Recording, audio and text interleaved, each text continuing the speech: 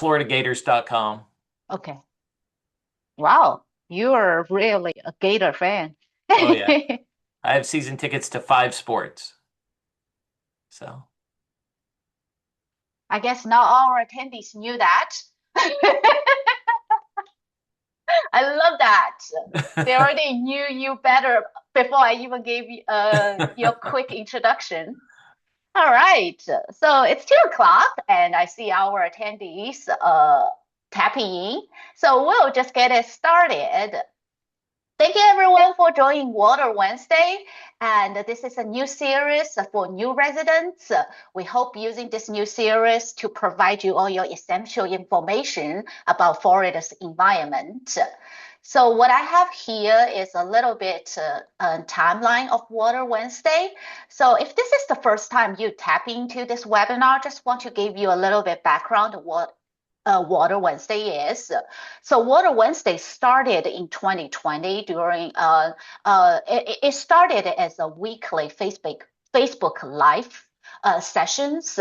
So every time we just went every week, every Wednesday we went live stream for about 10 to 15 minutes, sometimes a little bit longer to 20 minutes, just showing your sometimes we just talk, sometimes it's walk you through, like sometimes in the garden, showing you a wide range of topics, but it's all related to water. Could be just like how to build your rain barrel and how to do your backyard gardening, and will be how can we reduce the microplastics in our waterways.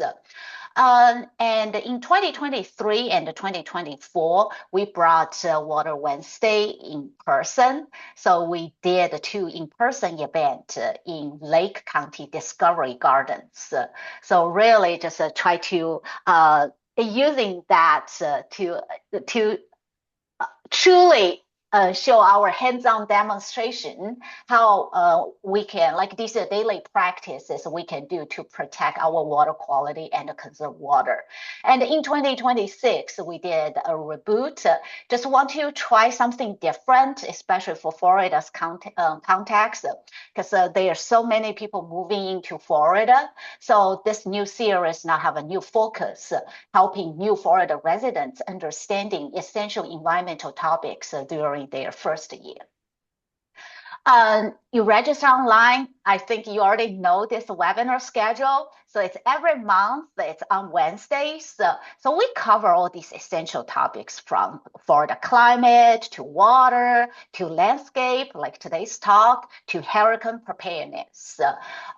So we highly we will really appreciate if you can recommend your friends joining us to learn more about Florida. And a little bit of housekeeping, like how this Water Wednesday works. So already mentioned, it's a monthly webinar on Zoom. So if this is the first time you log on Zoom, let's just do a little bit of trials. I think now everyone's a Zoom Pro, but just do a quick technology check.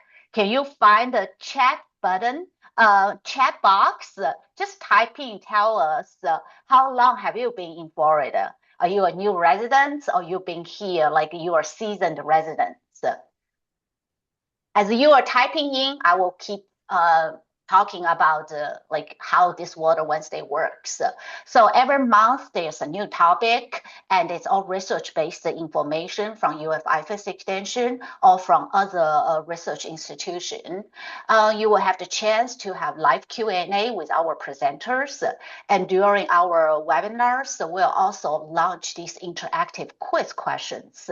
So this quiz sounds really like anxious, but it's really not quizzing you all. It's really quizzing our speakers to see if we make our content clear.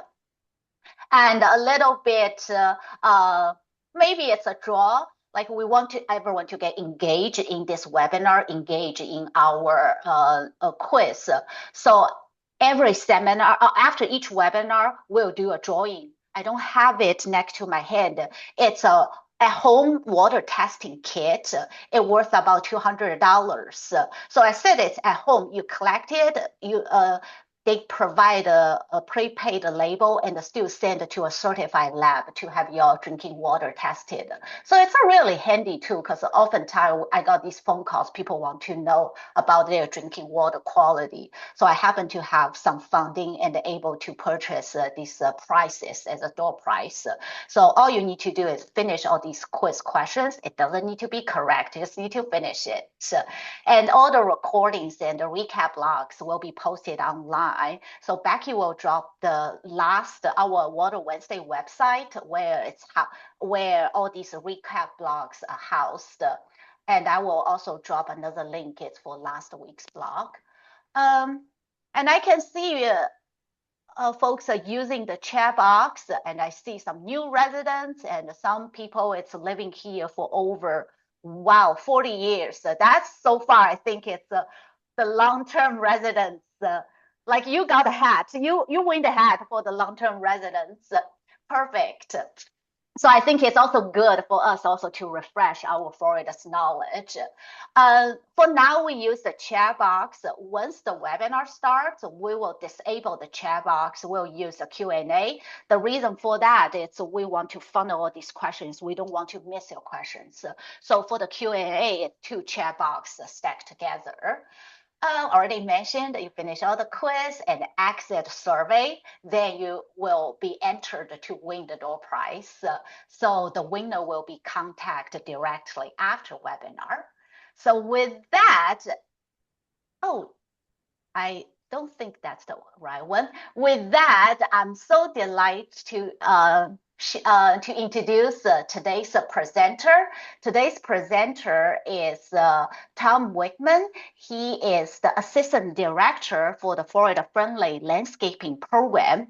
This program is the state's it's Florida's premier extension program that promotes sustainable alternatives to conventional landscaping. And Tom has been in horticulture industry for over 50 years, and he is a self-proclaimed plant nerd. So, somehow I couldn't talk today. I think I'm just too excited to learn all these pretty plants. So Tom has a wide range of plant interests and collections. He has his bachelor degree in ornamental horticulture from University of Florida. Go Gators! And Tom has experience managing commercial landscapes, advising people about designing and maintaining their landscapes, and even selling plants and gardening materials in a retail setting. You can see Tom has just such a wealth of knowledge of plants. And today's topic is Florida-friendly landscaping, designing a yard for Florida condition.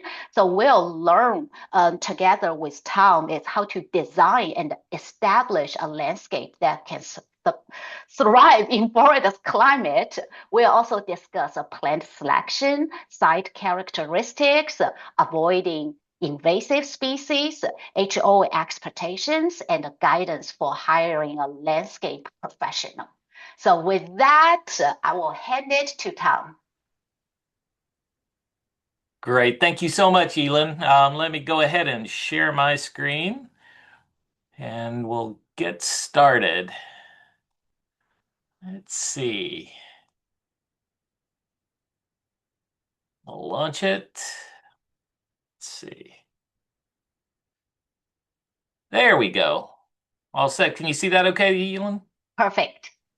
Fantastic. Welcome, everybody. I'm so excited to be talking to you today. As Elin said, I've been doing this for a long time, for over 50 years, and so much fun. I do consider myself a plant geek or plant nerd, whatever term you'd like.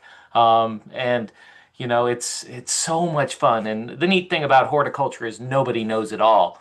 And I will tell you, you being new to Florida, the rules are truly different here.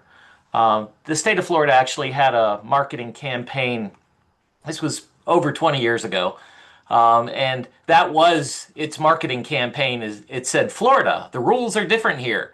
And it's never more true than with gardening and horticulture, because if you come from somewhere else, and you move to Florida now, the soils are different, the seasons are different, the plants are different, the pests are different. Everything is completely changed. So any of those books, any of those things that you were experienced in and felt really comfortable with somewhere else, all of that doesn't necessarily translate to Florida. So hopefully today I'll share with you some resources and some tips on how to get started. And we'll start out first by talking a little bit about the Florida Friendly Landscaping Program. Um, I'm the assistant director of the Florida Friendly Landscaping Program. I'm so proud to be part of this program. I've been with the program formally now for almost 8 years, but I've worked with Florida Friendly Landscaping since its inception. And we'll learn a little bit about all of the Florida Friendly Landscaping Program, although quickly and briefly.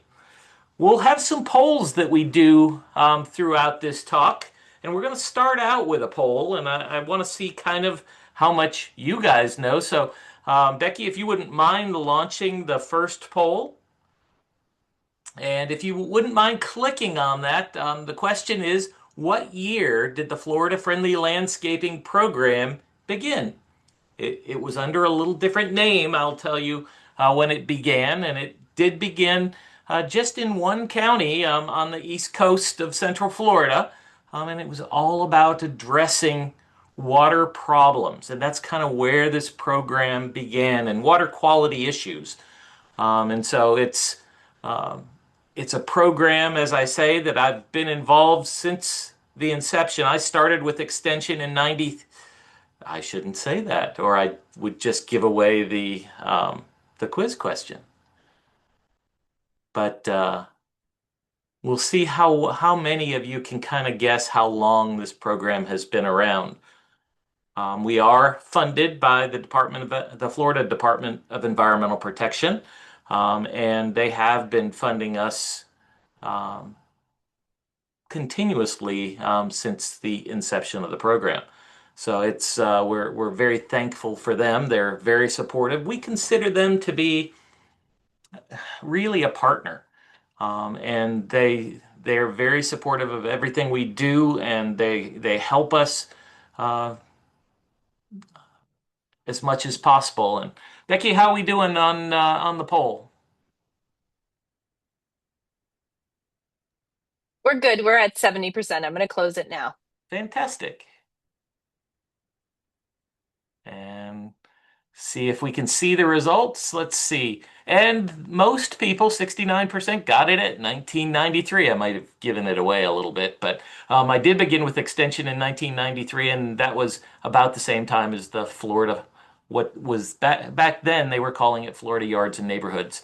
And that program started on the East Coast in Brevard County and eventually migrated over to the Tampa area, and certainly now is active statewide. So it's a program we're very proud of, and a program that continues to grow and expand. Um, so here you can see that Florida Friendly Landscaping is in the Florida statutes. That program, as I said, began in 93. We were written into this to legislation, and they define Florida Friendly landscapes as quality landscapes that conserve water, protect the environment, and are adaptable to local conditions and are drought tolerant. So that is the formal definition of what a Florida friendly landscape is. And these are all very important things that we want you to be thinking of. We have lots of partners with the Florida Friendly Landscaping Program, and you can see some of them here. We are part of CLU, the Center for Land Use Efficiency, but we work with Florida Water Star, FNGLA, that's the Florida Nursery Growers and Landscape Association. As I said, we're funded by the Department of Environmental Protection. We work with the water management districts, lots of partners, and certainly we don't want to leave out our Florida Master Gardener volunteers. The the Master Gardeners, there are over 4,000 active Master Gardeners in the state of Florida. It's this army of knowledgeable, giving folks that really help the county agents teach horticulture to the residents of Florida. So important. There's no way the county faculty could do their job getting the word out without that group of Master Gardener volunteers. So do know that we are part of the extension system. Everything we teach, we actually provide as information that goes to the county agents to then pass on to the residents. And every county in the state of Florida has a branch of University of Florida there, and that's the Cooperative Extension Office. So just know that if ever you have a question, a gardening question, or home related, finance related, diet related, a lot of things, that all that research information is available at the Extension Office in each of your counties. So why is the FFL program important? Well, it was created to protect our valuable water resources. It's all about protecting quality as well as quantity. And, everything we do is, so related around water. We have the highest concentration of springs in the world here in Florida. The largest aquifer in the United States is located right here underneath us in Florida. We have the second largest coastline in the United States, and we have over 1,000 springs, 7,500 lakes, and 1,700 rivers and streams. Everything we do, we're closely related to water, and so everything we do kind of affects all those water bodies. What are some of those threats? Well, some of it's nutrients. You're going to learn a lot about that, and so we'll talk a little bit about how we prevent those nutrients from getting to our water bodies, but that's a big threat. Um, we have a water quantity issue because we have less available groundwater. We depend so much on that. There's damage to natural habitats. There's saltwater intrusion. There's sea level rise. We have sinkholes that can develop. There's, as we develop more and more areas, there's more and more areas that just don't drain and percolate anymore. And so we've got pavement everywhere, it seems. And certainly we have to think about the water that we consume and our drinking water. We want to make sure that we have good, clean water to put in our bodies. This is a graphic that you see that was developed by 1,000 Friends of Florida. This was developed a few years ago, and it's kind of just showing what the development trend would be by 2070. And they'd be looking at adding about 10 million people over the next decade. And we're a couple of years into that decade now. And that's if we were continuing to develop and grow unchecked. And this is kind of what it would look like, is there's that the red is kind of depicting development. And that development would be pretty much everywhere. And so you start thinking about the pressure on Florida's water resources. It's really troubling to think about what it could be if we add 10 million people, certainly over the next decade. So we're going to talk a little bit about some of that pollution that I was talking about and how we protect that water quality. And a couple of definitions you need to know. You need to know about point source pollution and non-point source pollution. Point source pollution is that kind of easy to point out or easy to identify source of pollution. So think of a factory with a pipe that's draining right into a water body. And you could point and say, all the pollution is coming right from that one pipe, and that's easy. That's a point source. So easy for you to identify. But we're going to talk more about, and what the Florida Friendly Landscaping Program teaches is more about trying to limit that non-point source pollution. So it's those sources of pollution that are diverse, that are hard to identify, and but they all add up. Many times they're very small on an individual basis, but when they all add up from all of the residents and everybody in Florida, it ends up being a huge amount of impact. And so we need to all try and do our part, because every one of us is really a part of the problem. So how we live our lives and what we do in our landscapes does make a big difference. Florida's water supports, a thriving community. You think about tourism is, certainly our number one source of income here in the state of Florida. And so, tourism is there. But you know what? More than half the tourism dollars come for come from people that are going to the coastlines, going to the beaches. So, we want to make sure that they've got a great place to go. If our beaches aren't nice, if our water is polluted, and they don't feel comfortable there, they're not going to keep coming.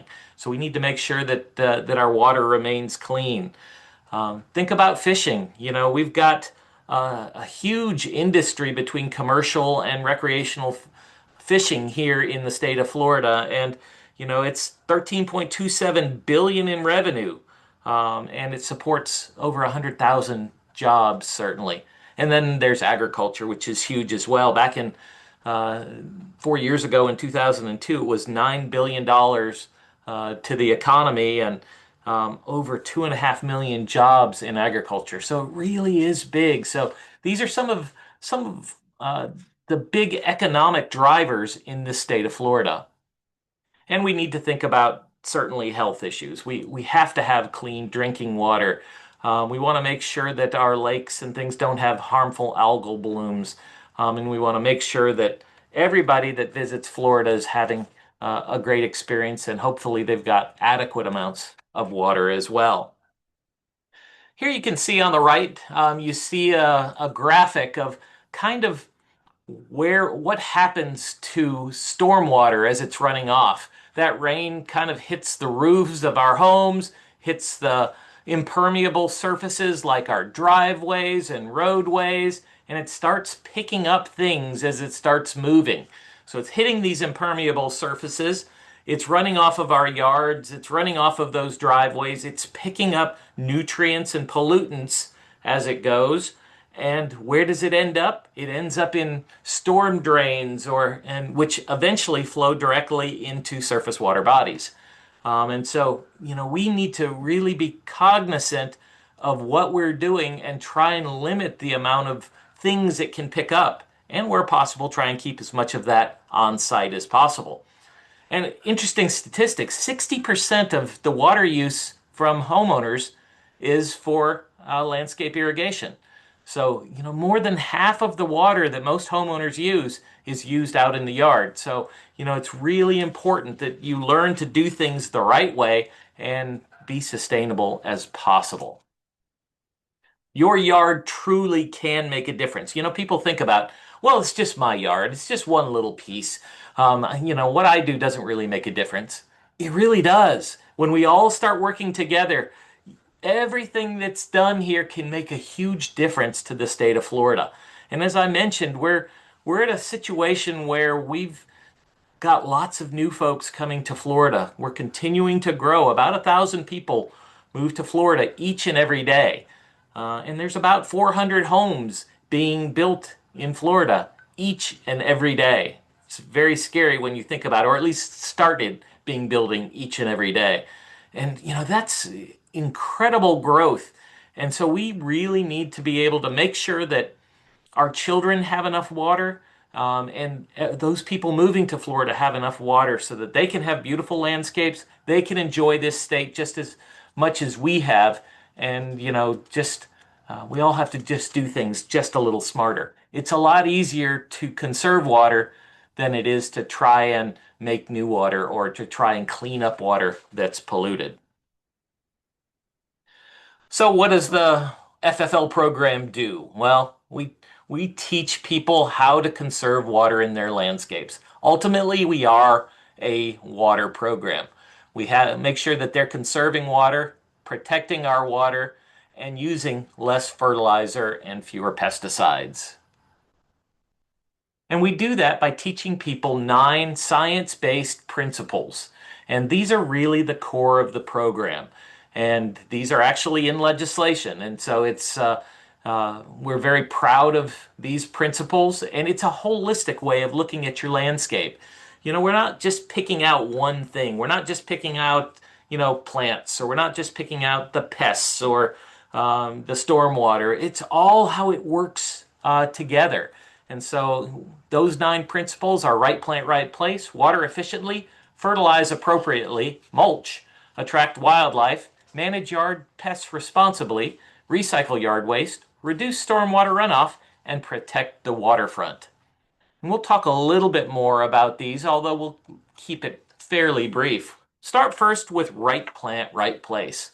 This, it's appropriate that it's principle number one because it kind of is the cornerstone of this program. So much of your success or failure in your landscape depends on picking the right plant for the right place.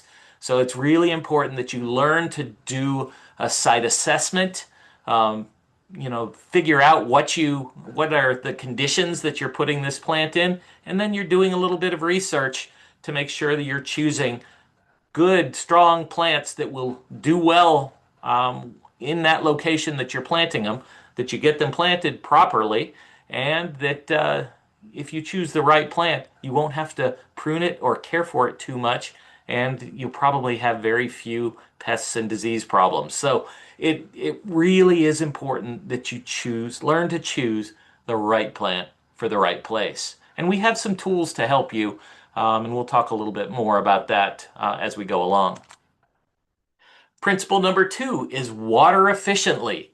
So important that you learn that when you apply water, we want to do it as efficiently and effectively as possible. So when you're applying that water, you're not wasting it.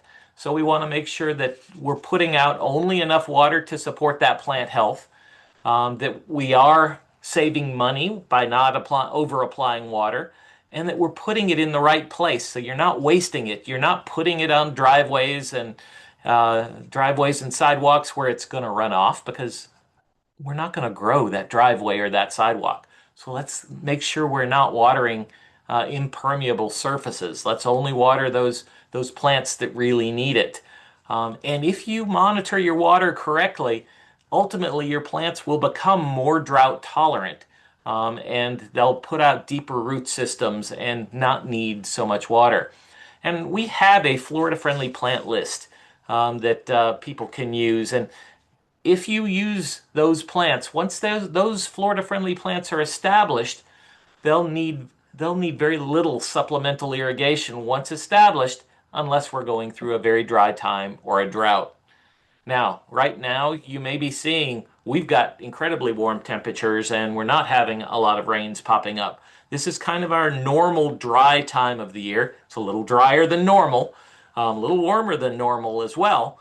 But we just need to make sure that when we're watering, we're only watering as much as we need, and we want to make sure that we're doing it in the best manner possible to conserve that valuable resource. Principle three is fertilize appropriately. And there's a lot of things to think about here.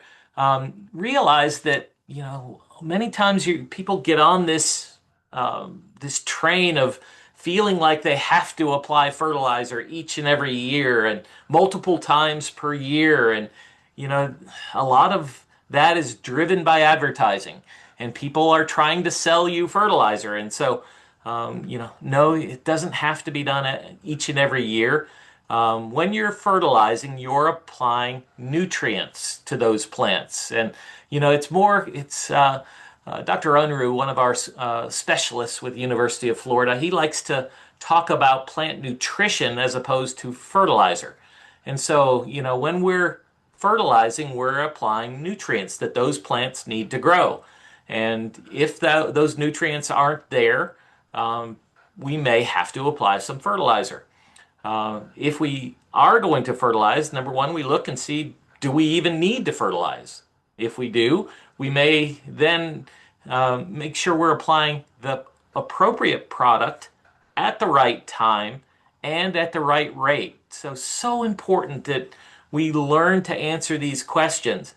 A lot of times we don't have to apply fertilizers. If we have a plant that's doing well in the landscape and we've got good, healthy soil and it's not, that plant's not showing any sort of nutrient deficiency, and we don't have to fertilize. And I don't do a lot of fertilizing in my landscape, but it is one of those things that we have to think about and make sure we're doing the right way.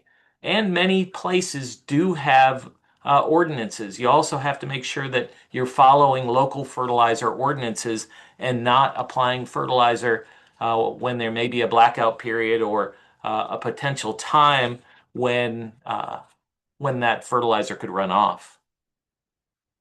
Oh, it's time for poll question number two. And with that, Becky, if you wouldn't mind launching our poll question number two. And poll question number two is how many square feet in an acre? Now you might ask, why is he asking that question? Um, by the way, the potential answers are 4,264 square feet, 10,000 square feet, 24,680 square feet, or 43,560 square feet. So, and as I say, you may be asking, what's the big deal? Why is he asking me silly questions like how many square feet in an acre? Well, it's really important to know because this will help you determine how much fertilizer you need to purchase for your landscape area. I'll share that with you in just a little bit. And I'm always surprised how few people know the answer to this question. And more often than not, I think people get it wrong. But I'll be curious to see. This seems like a pretty smart audience. So we'll see how many of you are savvy and know how many square feet there are in an acre. This is a question that I used to ask when I was a master gardener coordinator. I used to always ask this of master gardeners, and so it's a question that is near and dear to my heart. And we'll see. Becky, have they most people answered? They have. I'll close it now. Fantastic, thank you. All right, look at that. 55% knew that it was 43,560 square feet in an acre. Well done. It is a very smart audience. And so know that that's a really important number to know. I'm very happy to know so many people know this number because, in most cases, people know how many, they know how large their lot is. Their home may be located on a quarter of an acre. Well, if you know how many square feet in an acre, you know that's around 11,000 square feet. And so you know if about half of that is in house and driveway and sidewalks, now you're down to about 5,500 square feet. So if you're out there purchasing fertilizer, you know that that bag of 5,000 that covers 5,000 square feet is gracious plenty to be able to cover your turf and other areas in your landscape. So it really is helpful to determine how much fertilizer you should be applying to your landscape because that way you can kind of know how big your potential landscape area is. So I think that's all really good stuff, and I'm so glad that you guys know that number. All right, principle number four is mulch. Mulch is one of those things that puts the finishing touch on a landscape. So important that we utilize this because it does so many things. Number one, it helps keep down weeds. When we apply mulch, we want to apply 2 to 3 inches of mulch, and that's once it settles. Um, and then we'll reapply as needed. You want to make sure that we pull that mulch away from the trunks of trees and the bases of plants because we don't want it piled up against there as it can hold moisture up against the trunk and potentially cause some rot issues.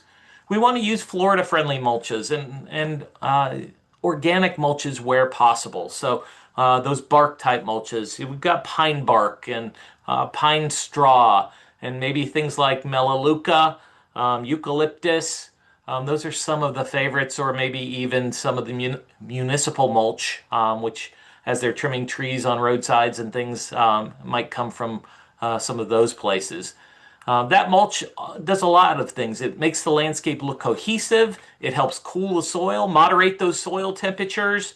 As I said, it keeps weeds down, and it even helps reduce erosion. So a lot of great things come from, adding mulch to the landscape. And as it breaks down, as those organic mulches break down, they add rich organic matter to our sandy soils. Because in Florida, our soils are very sandy. And, it's kind of almost like gardening hydroponically in many cases because there's just not that organic matter to help hold water and nutrients. So the more organic matter we can get there, the better off you're going to be. So important that you learn to utilize mulch. We try and stay away from the inorganic mulches like gravel and rubber mulch and things like that in plant beds. We reserve that for walkways and things like that because they just don't break down. They don't help the plant. They may hold some excess heat. A lot of issues there. So we only use organic mulches uh, in those garden beds, and we try and stay away from cypress mulch because we don't always know where cypress mulch is coming from, where it's harvested, and so we don't. It's we want to make sure we're not supporting practices that damage our environment. In some cases, some people have been known to cut down entire stands of cypress trees. They use the larger ones for boards, and they just mulch up the rest. And so that becomes a real problem, and they can change entire ecosystems. So we try and stay away from cypress mulch and those inorganic mulches in our garden spaces. Let's talk a little bit about attracting wildlife. And you hear a lot of people talk about biodiversity. It's so important that we have as much biodiversity as possible. So we want to have a diverse number of plants, lots of different varieties of plants, because it's really important that we have not just a few selections of plants, because if a disease comes in and wipes out one type of plant, we want to have plenty others that are still there that can continue on and thrive in the landscape. So the more variety, the better off and the healthier your landscape is going to be. Same thing goes for that whole biodiversity. We want to have lots of life in our landscape. So we want to attract those bees and butterflies and pollinators and birds. We want to have as much biodiversity as possible. So you and your landscape, the key is providing food, water, shelter, and safety. And those are really the keys to being able to attract wildlife. Food, you can do that by putting out plants that have berries and food sources for wildlife. A water source could be a bird bath, could be a fountain, could be a water garden. That shelter is going to be could be a birdhouse, or it could be just layers of plant material that provide that shelter and safety. So, it really is important that you learn to provide for the wildlife and make sure that it's a welcoming place so that you have more and more wildlife showing up to your doorstep.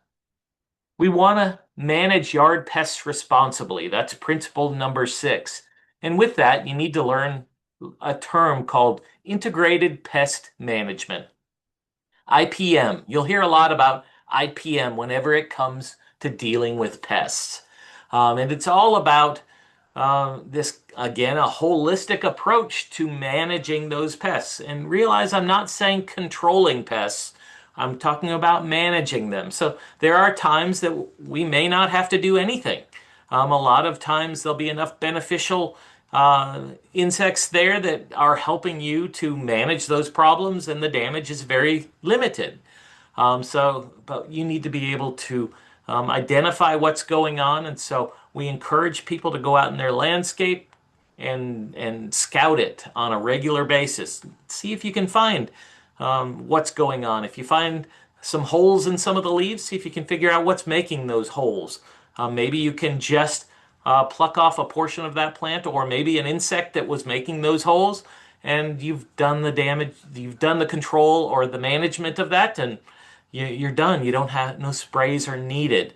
But it's really important that you be able to correctly identify whatever it is you're seeing, because many times beneficial insects aren't always apparent.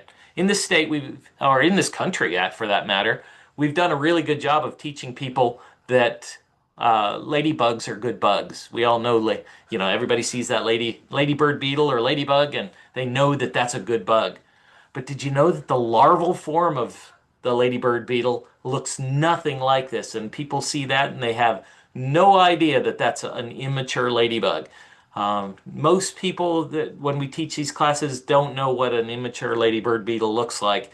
And so they see that and all of a sudden they think they have to go get sprays and take care of whatever they're seeing. You need to make sure you can correctly identify before you think of any management strategies. And if we do use any pesticides, we're going to use the safest pesticides first, and we're only going to spot treat. We don't ever do any blanket treatments of our landscape because we don't want to negatively impact our beneficial insects, and we don't need to put out more pesticides that have the potential to run off and end up in our surface water bodies. Principle number 7 is recycling yard waste. And the first thing that comes to mind is that picture you see on the right there is that compost bin. It's a great way to recycle some of the nutrients into what we call black gold. If you've ever made compost, that's a wonderful product that you can utilize in the landscape that's so useful for using in your vegetable gardens, for you can mulch with it, or you can use it when you're planting plants that may need a little extra organic matter in the soil. So a lot of ways to utilize that. But there's other ways to recycle yard waste too. Some people will create brush piles, which can create some habitat for birds and other wildlife. And we can also utilize the yard waste that's generated. Could be the leaves that you rake up or pick up with your mower. Could be those grass clippings. You might be able to utilize that as a mulch, and makes a great mulch. I have a lot of oak trees on my property, and I utilize the leaves that I gather from my lawn area, and I utilize that in my garden spaces, and that's my mulch. And it's a free product that's coming off. I'm avoiding hauling it off somewhere else, and I'm utilizing it right there on site. And as those leaves break down, they're adding organic matter to the soil and helping to build my soil. And I've been doing that since I lived at my home. So for 25 years, I've been building up that organic matter. I've got a pretty good soil going now, and my plants don't need a lot of extra nutrients. They don't need a lot of extra watering. I've got a pretty healthy landscape at this point in time. And, very diverse landscape as well. Although realize a landscape is never truly done. We're always going to continue to improve our landscape and continue to maintain what we have. Principle 8 is one of the most important principles. It's reducing that stormwater runoff. We showed that graphic earlier of water coming off the roof and the driveway and picking up pollutants along the way and ending up in our surface water bodies. This is the number one threat to Florida's water is stormwater runoff. And so it's really important that we try and keep as much water that's on site, on our property, as opposed to it leaving and going somewhere else. If you can keep it on site, it has a chance to percolate into the ground, and it doesn't tend to pick up as many things as it's moving off site. We want to try and capture that first flush, what we call that first inch of rain is that first flush, because that first flush is what really tends to pick up the most pollutants and shift those into our water bodies. So if we can keep that on site, let it perk through, we can do that by utilizing rain barrels or building a rain garden, or as you see here in the picture, maybe building a little dry stream bed that can channel water to an area where it can hold it until it has a chance to percolate. So a lot of opportunity. When we're building sidewalks and driveways, we want to try and do that out of permeable material as much as possible so it can perk through and go down as opposed to running off. So a lot of great strategies, and so we'll talk a little bit more about that as we go along. And our last principle is protect the waterfront. If you live on water, there's you have this responsibility to really protect that water body that you live on. And so we do that by maintaining a 10 to 25 foot low maintenance zone adjacent to the water. That low maintenance zone is an area where we don't mow, we don't fertilize, and we don't use pesticides in that area. Ideally, we have it filled with Florida-friendly plants to try and help pick up nutrients before they make it to the waterways so that we're filtering out that water that might be flowing down through the landscape. And we're not using, you think of a lot of people have their lawn going directly down to the water. Um, Not so good because as you mow that lawn, many of those leaf blades end up in the water, and those contain nutrients, and that's just polluting our water. So it's so important that we make sure to establish this low maintenance zone and ideally plant it with Florida friendly plants. So, are you ready for the next steps? There's lots of opportunities with the Florida Friendly Landscape Program. You can take the pledge to be Florida friendly. You can do that on our website, or you can even get your landscape recognized. If you feel you're doing things right, and as I've been going through this presentation, if you say, I do all those things he's talking about, maybe you want to talk to your local county extension folks, and they may have somebody come out and evaluate your landscape and how you're maintaining it, and you might be able to be recognized as having a Florida friendly landscape. So a lot of opportunities. Be sure that you become familiar with our website, and you can get to our website just by going to floridafriendlylandscaping.com, and it's an easy way to access our program. We have lots of resources there, and we work to a wide range of audiences, from homeowners to HOAs to youth to landscape professionals. A lot of different audiences that we teach to. It's all the same 9 principles, but we package it differently for the different audiences. We actually work with communities as well, builders and developers and government folks. So we package the material for those folks as well. And we even work with the landscape professionals. So those folks that are maintaining your landscapes, designing and installing, all of those folks, we have a whole arm of our program that works with the professional audiences. We even have certification programs for them to take advantage of as well. And we have lots of resources and publications, as I mentioned earlier, on our website. And you can access those by scanning that QR code that you see on the screen now, or just by going to floridafriendlylandscaping.com. And you'll be able to access resources that we have for HOAs, for county agents, a lot of great stuff here.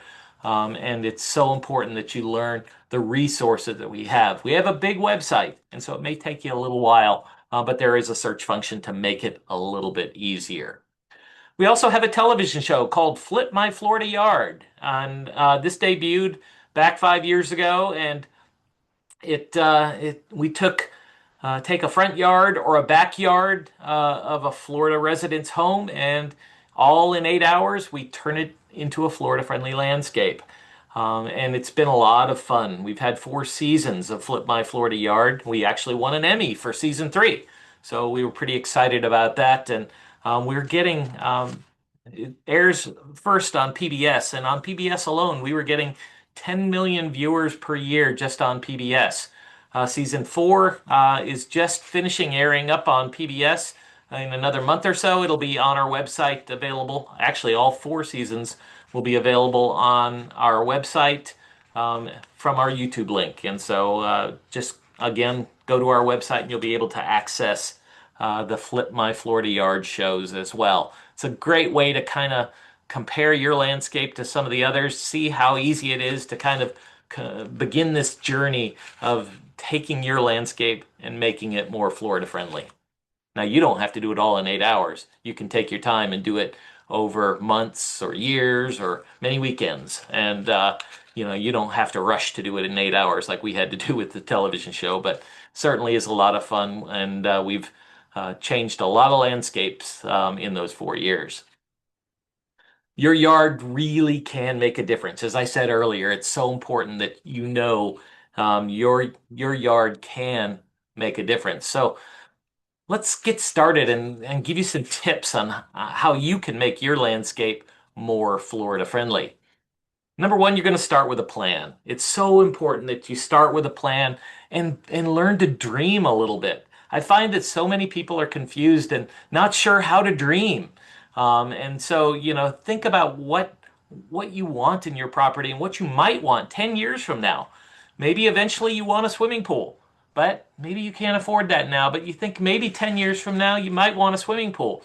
So make sure you're planning for that, and not putting anything permanent like hardscape or trees where you might actually have a swimming pool one day. Be thinking of the views you want to try and block. Be thinking of where you want shade, where you don't. Be thinking about how you're going to get around the landscape. A lot of things to think about. So hopefully I'll jog your thought process a little bit as we go through. Some of the landscape trends that will get you thinking a little bit are creating garden rooms and kind of sectioning off your landscape to plan for how you can utilize your outdoor spaces, and maybe dividing those spaces some so that you can get a little bit of privacy and separation into some of those landscape spaces. Think about garden furniture.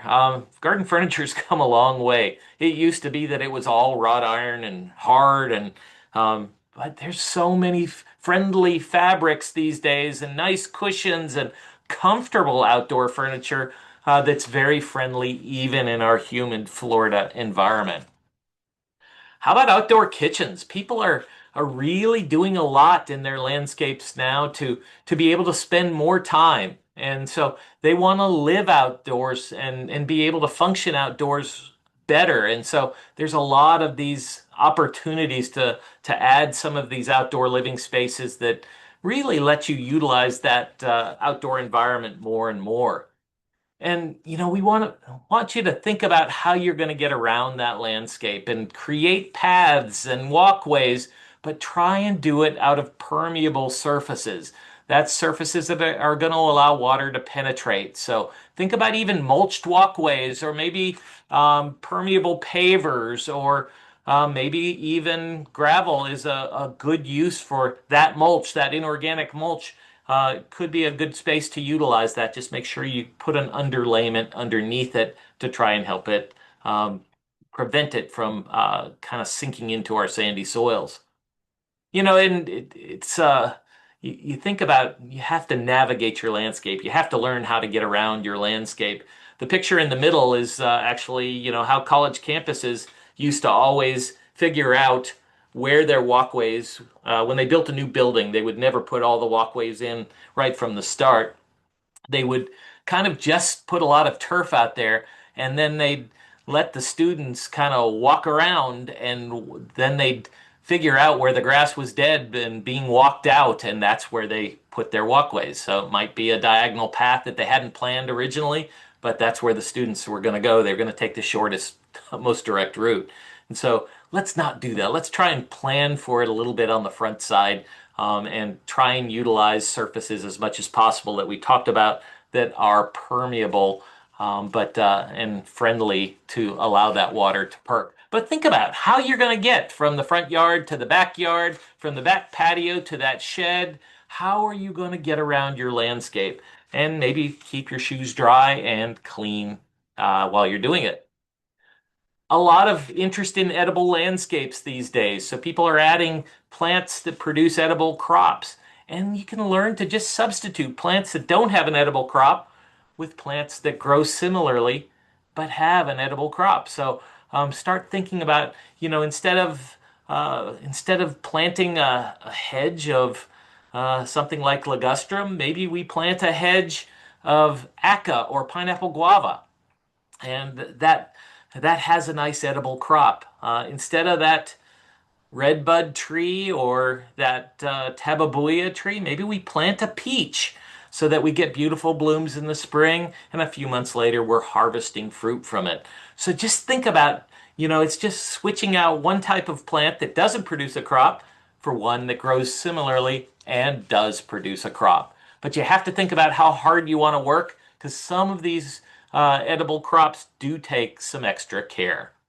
Don't forget about container gardens. Containers are so important. They allow you to move those uh, the look around and have lots of different features that may change throughout the year. In Florida, the sun does dip more to the south in the wintertime, and so realize that where you locate your gardens will change throughout the season based upon the amount of sun that it gets. So maybe you utilize more and more in container gardens. So nobody does container gardens better than Disney. So certainly our theme parks do a great job with container gardening. And think about plants that have unusual growth forms, perhaps. Maybe they've got berries, but think about this one's one of my favorites. This is the weeping Yopon holly, and certainly has a unique growth habit with those pendulous branches that it has. And the female plants do have the red berries. And how about water gardens? Again, to satisfy that need for water for wildlife, for attracting wildlife. And they can be small, they can be large, a lot of different ways to utilize water gardens. And maybe even incorporate a waterfall or a fountain so you get that sound of moving water as well. And color. Everybody wants color in the landscape because this is what your eyes are drawn to and kind of what screams, look at me.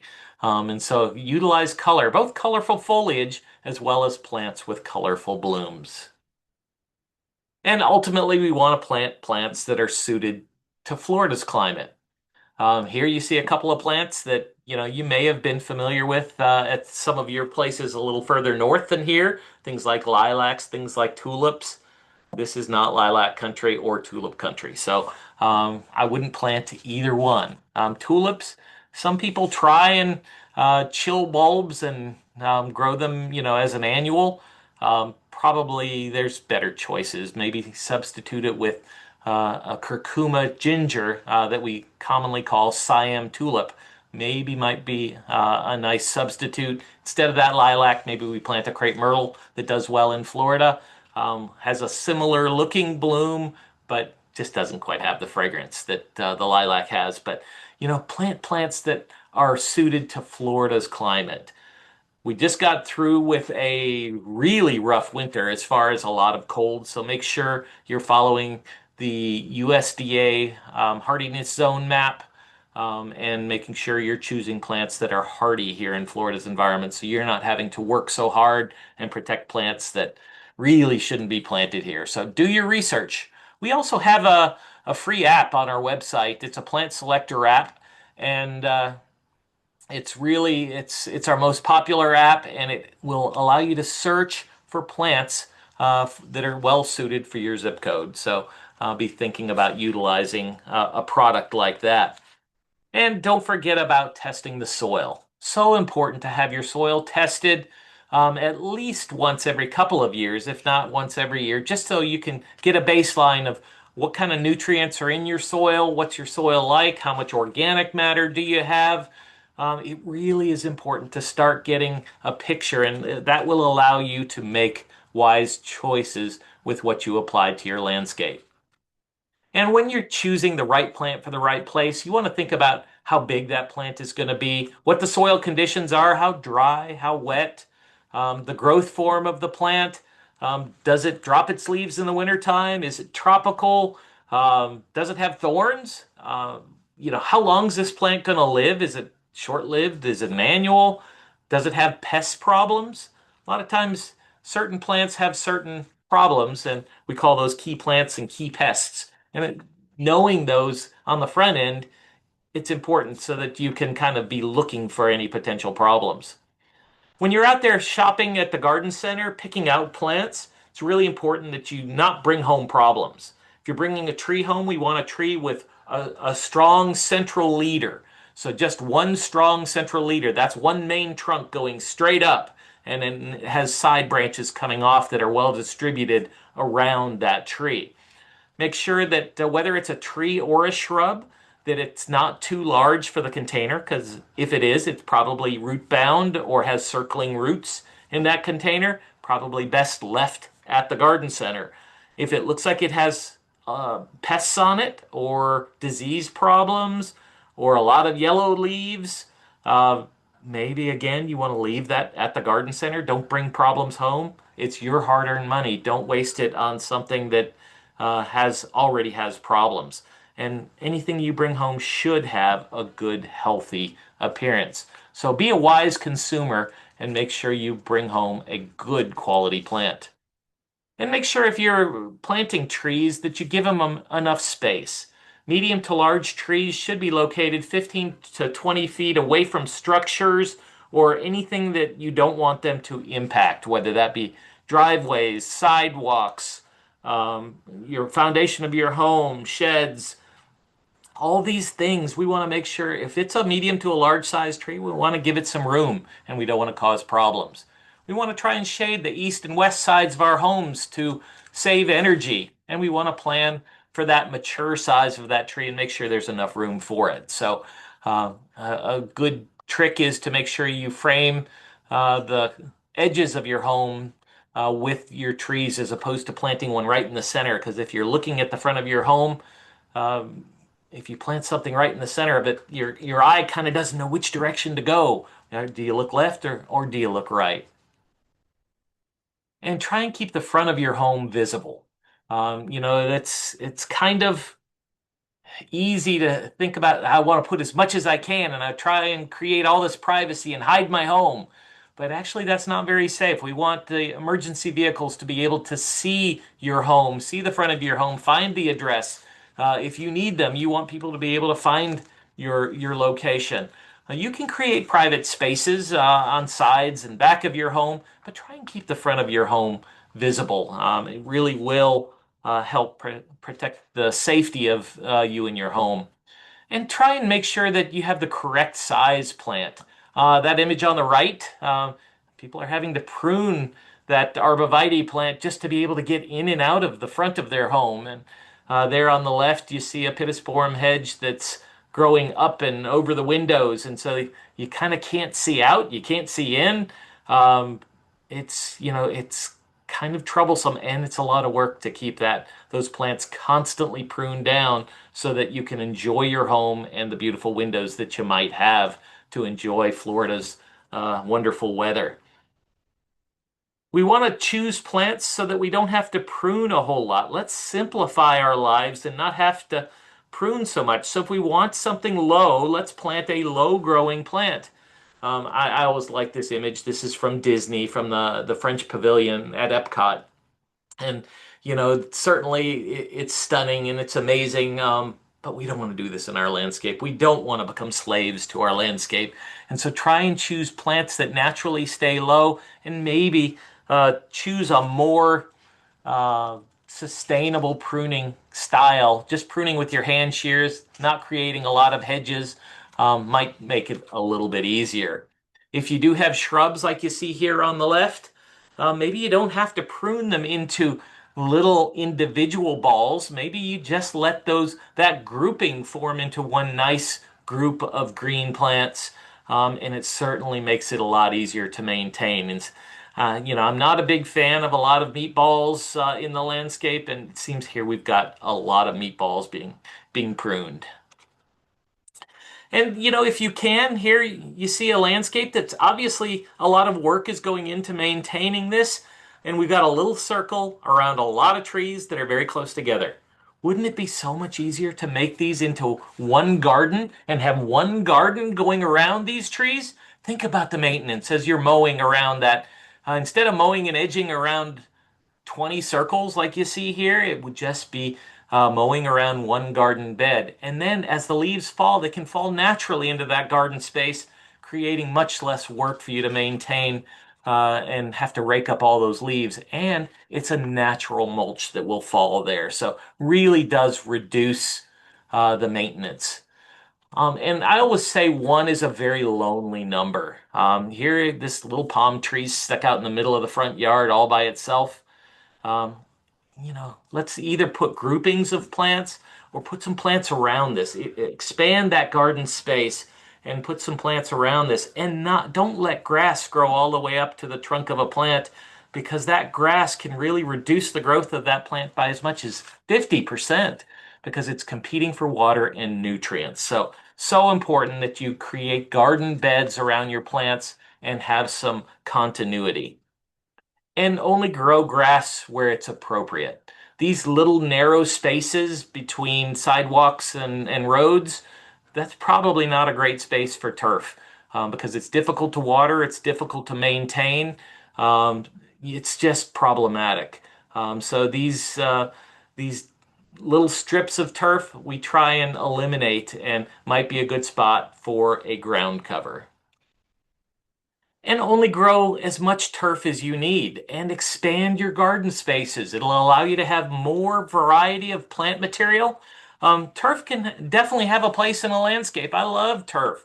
It's the only ground cover we have that you can really walk and play on. So it has a great place in the landscape. Also provides a great foreground for the rest of your plants in the landscape.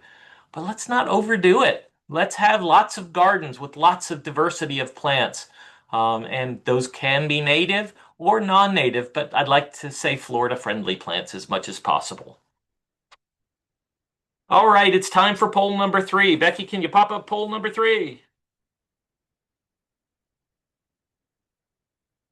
All right, this is um, I should fertilize my landscape in spring and fall. True or false? True or false? I should I should be applying fertilizer every spring and every fall. What do you think? Here you see a picture of this is the Plaza of Americas on the UF campus, and I love this plant in the foreground. It's called Farfugium or leopard lily, also known as the tractor seat plant, because it has a big leaf that's kind of the shape and size of a John Deere tractor seat. But it's a very cold hardy, shade tolerant perennial that gets clusters of beautiful yellow flowers in the fall. So it's a good one that you can think about utilizing, very pest tolerant as well. Becky, do we have consensus? Yep, we've got it. I'll close the poll now. Wonderful. And the results? False. Look at that, 91%. You guys have been paying attention. We only fertilize when we need, when the landscape needs it. So that's so important that you learn that concept. So very good. This is a savvy bunch, certainly. And let's move on to utilizing color. If you're using color in the landscape, try and put that color together as much as possible. Instead of that picture on the left, where you have lots of different plants, all of different colors and different sizes and different shape blooms and things all together, it's kind of a mishmash and it's not as impactful. But try and concentrate it. And so maybe have one variety or one color all grouped together in smaller spaces. And if you can keep those into smaller areas, it's a little less work. And that way, when it comes time to replace them, it's not breaking the bank and it's not breaking your back as well. So concentrate color into smaller areas. I want to talk real briefly on watering. It's really important that we think about utilizing water efficiently when we're watering. And so, in garden spaces, where possible, we want to utilize micro irrigation. That's putting water where it's needed, right at the root systems of plants.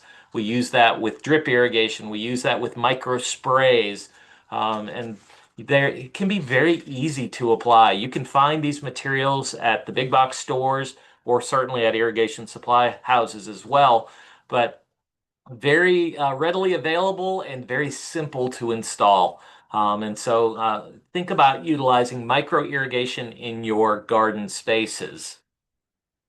And we want to utilize hand watering too. Don't forget about using a watering can or using a hose with a water breaker and on-off valve on the end that can allow you to water those few things that may be dry from time to time. And you may not have to pop up an irrigation system. If you're utilizing a rain barrel is a great place to fill up your watering can so that you can utilize that water to water your potted plants. Poll number 4. Becky, time to pop up poll number 4. We're on the home stretch.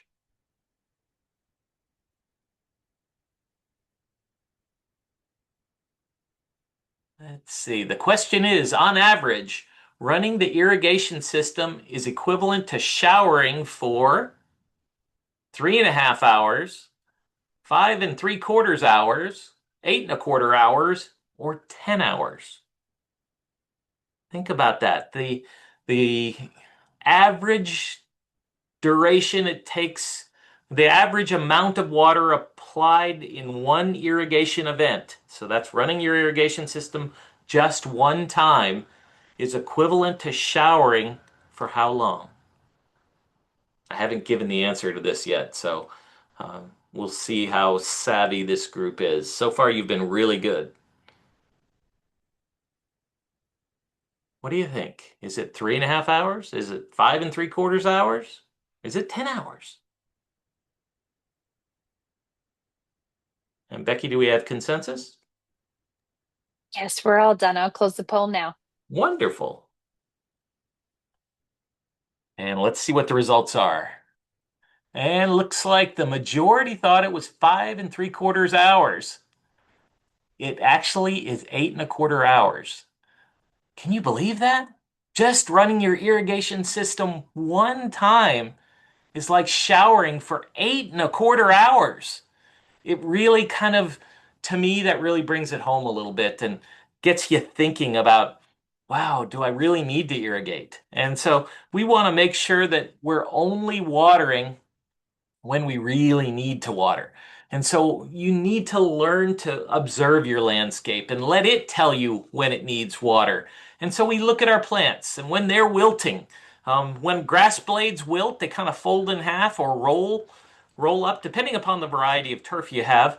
And that's one way to look at the grass. And when about 30% of the grass has that wilting look, and it may take on a blue-gray cast, and your footprints may stay in the grass, that's when it's time to pop up the irrigation system.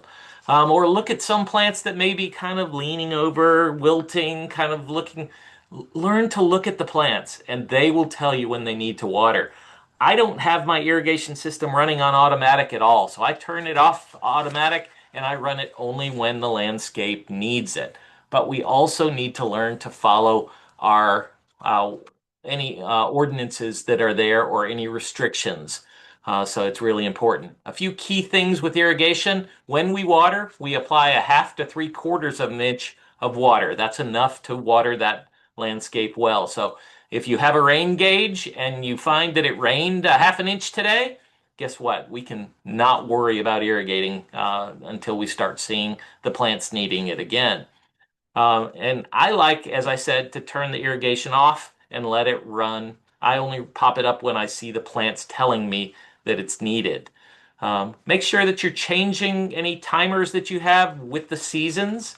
Make sure you're checking your system at least seasonally so that you run it and see if you find any leaks or you find any sprinklers that are watering impervious areas.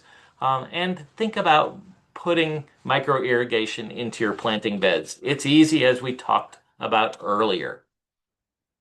Mowing is one of those things we have to do during the warm months of the year. Make sure you're mowing your grass at the appropriate height, never scalping the grass.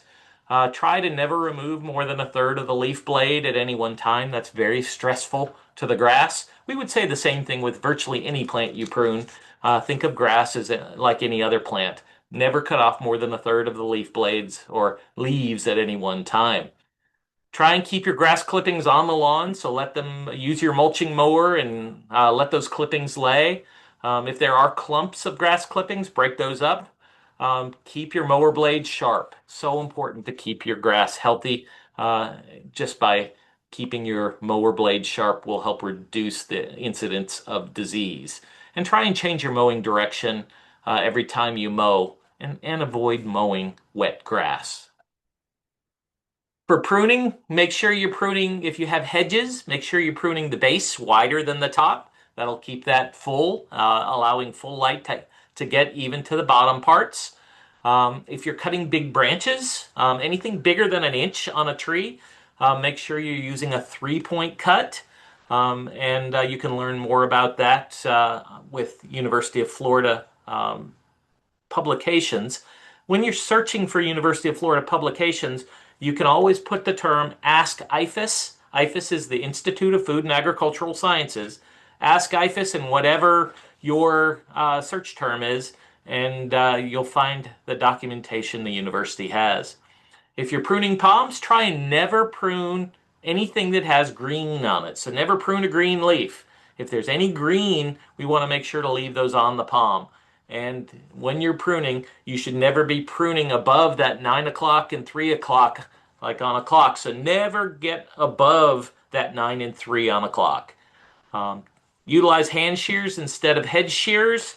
And if you can sterilize those cutting devices between plants and certainly between jobs is really important.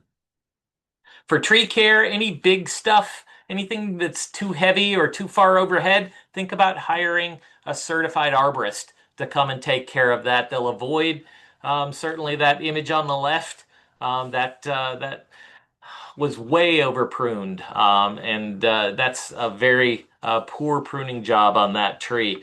And start thinking about how we can certainly keep our trees as healthy as possible. Certified arborists have passed some training and passed an exam, a very tough exam, so they'll be there to be able to identify hazardous trees and prune them properly so that they'll be there for a long time to come. If you're fertilizing, make sure that you're following University of Florida fertilizer recommendations. So make sure you're only fertilizing when you need to fertilize. If you need to fertilize, make sure you're picking products that have slow release nitrogen to them. Make sure that you're applying it at the correct rate. And make sure that you're following all local ordinances. So it's really important you learn to know the resources that you have and only applying when you need to. And if you are fertilizing, make sure if you're fertilizing a turf area, make sure you're utilizing a broadcast spreader that has a deflector shield on it. Many of our old spreaders didn't have the deflector shield, but that helps keep the fertilizer off of those hard surfaces. If anything gets on those hard surfaces, make sure you sweep or clean it up and move it on to the grass. And then we make sure that we're not fertilizing those low maintenance zones adjacent to water. And we only fertilize our lawns when they're actively growing. So in North Florida, we target about the middle of April. So right about now is the time to think about fertilizing turf if your turf needs it, because it's just now that soil temperatures are getting up and it's actively growing and we'll have enough root system to pick up those nutrients. But try and again, think about fertilizer ordinances. Many places have ordinances that don't allow you to fertilize during the summer months, during those wet months. We certainly never want to fertilize during the cool months when the turf is dormant and a lot of those roots have sloughed off because they won't be able to pick up the nutrients. So only fertilize when the turf is actively growing. And learn to check for pests and scout and do your practice IPM. We talked about that earlier. So important that you learn to identify pests properly. If you don't know what something is, utilize your local extension office. And the last concept that we're going to talk about today is how to hire a professional. Number one, think about, do you even need a professional? Is it something you can do yourself? How much time do you have? How much knowledge do you need to maintain your landscape? Maybe you already know a lot of this. Maybe you're learning a lot through some of the websites and through the extension classes you're sitting through. Do you have the equipment? Be thinking about, these are all questions to think about, and evaluate the needs. Start with an assessment. What do you want them to do for you? Is it just mowing the grass?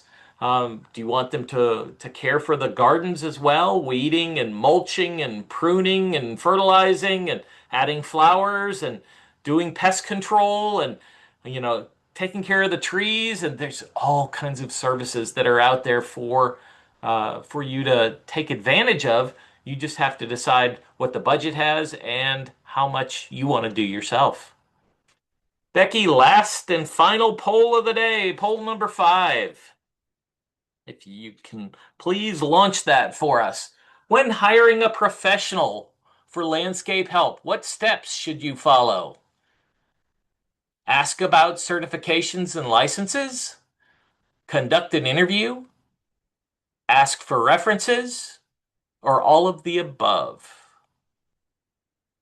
Let's see, this group has been so good. By the way, that plant you see on the right, that's an African iris, a good Florida-friendly landscape plant. Blooms very nicely in the spring, and then periodically through the warm months, and it has those beautiful blooms. And a nice spiky growth as well that is a little different than provides some nice some nice change in texture. So it complements a lot of the rounder leaved plants you might have. So, Becky, we've got consensus. We're done. Fantastic. Thank you.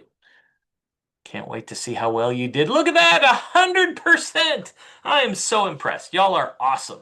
It's so true that we do need to think about asking all of those questions. They're all so important when you're going and selecting. Now, there's tools to help you when hiring a professional. And on the Florida Friendly Landscape, we have a Hire Florida Friendly campaign there, and you can just go to hirefloridafriendly.com and will take you right there. There's a checklist for hiring a landscape professional that'll give you all the right questions to ask, and so you'll be able to get all those answers. So it's really important. Now, local extension can also help as well. They may not be able to refer directly, but certainly if somebody's telling you something that you're uncomfortable with, make sure that you get the answers, and extension can certainly help there. So, start with an interview, make sure you've got communication, make sure they understand what expectations you have. You'll know how often they're planning on coming, how their employees are trained, what kind of experience.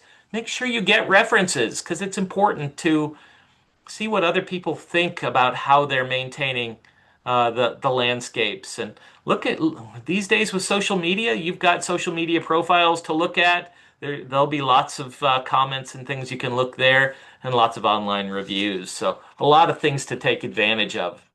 You could also reference the Better Business Bureau, see if there's any reports there. Um, Find out what kind of professional associations that they're part of. Where are they continuing to learn? Do they have certifications? So important. So ask those things.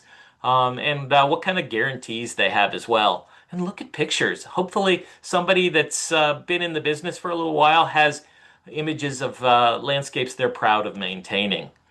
And one of our certifications is the GIBMP program. That's the Green Industries Best Management Practices program. Anybody applying fertilizer commercially is required to have a GIBMP certificate, like you see here on the right. So important that they have that at the very least if they're applying fertilizer. But other certifications they might have would be through FNGLA. They might be a Florida Friendly Landscaping Certified Professional. They might have a certification with ISA. That's the International Society of Arboriculture. So a lot of different organizations they could have certifications with. So start looking at that, and that Hire Florida Friendly campaign will share some of that. And ask them, do they follow the Florida Friendly Landscaping principles? You know them now, but see if they're following these 9 principles. Again, the Florida Friendly Landscaping website is here. You can scan that QR code, or you can go to floridafriendlylandscaping.com, and it will take you right to our website and that wealth of information. And with that, I will stop sharing, and I will turn the floor over to Elin. Thank you so much, Tom. This presentation was just packed with so much useful information. I know it's plenty for us to take away and reflect. We do have a couple of questions, Wonderful. but let me find the questions. First, let me just launch. show my screen a few things. I know it's after 3. If you have other appointment, feel free to leave. We will share the recap plot online. But if you want to stay, because I know Tom has great info, so I will quickly read these couple questions. So earlier you mentioned to use oak leaves for mulch. So do you shred oak leaves when you use for mulch? It depends on the oaks. Ideally, when you're utilizing leaves, especially if they're large leaves, some of the larger oak leaves, it's beneficial to shred them, because oftentimes large leaves can kind of mat together and kind of keep water from penetrating. So if you can shred them, they'll break down a little bit quicker and they'll allow water to penetrate faster. Okay, But if great. it's, small oak leaves like live oak leaves, I don't shred those typically. All right. Another question is related to soil test. Uh, just wondering, what does a soil test tell us about, and how do we get it done? Very good. Sometimes you can think about that a very basic test is just getting the pH tested. That's how acid or how alkaline your soil is. That's the very least I would do is find out what the pH of your soil is. Many of the extension offices do that, so you can bring a soil sample in and they'll do that for a very nominal fee. That will at least tell you what the pH tells you is how acid or how alkaline the soil is, and certain nutrients become more or less available depending upon the pH of the soil. And so, once you know the pH of your soil, you know what plants will be best to select for those type situations. So that's a good place to start.